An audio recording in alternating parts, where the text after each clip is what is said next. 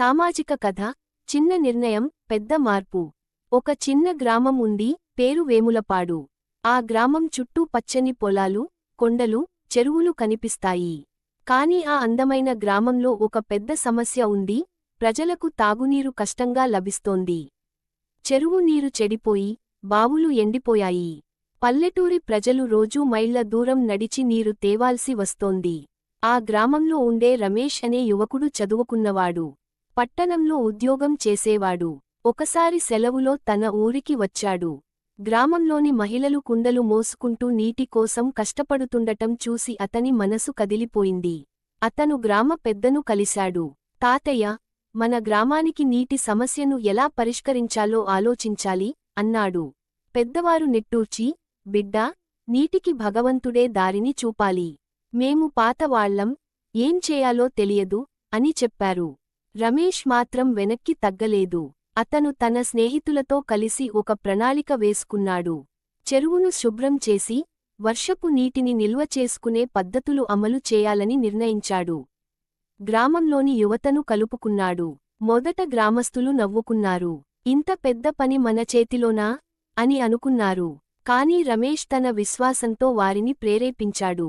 మనమే మన సమస్యకు పరిష్కారం కావాలి అని చెప్పాడు. ఆ మాటలు గ్రామంలో చైతన్యం కలిగించాయి.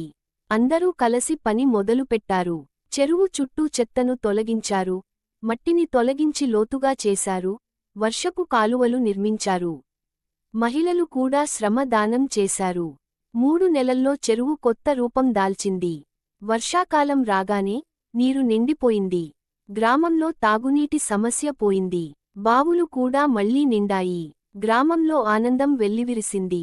గ్రామ పెద్ద రమేష్ దగ్గరికి వచ్చి, బిడ్డా, నీ నిర్ణయం మా జీవితాలను మార్చింది. దేవుడు నిన్ను పంపినట్లుంది అని కృతజ్ఞతతో అన్నాడు.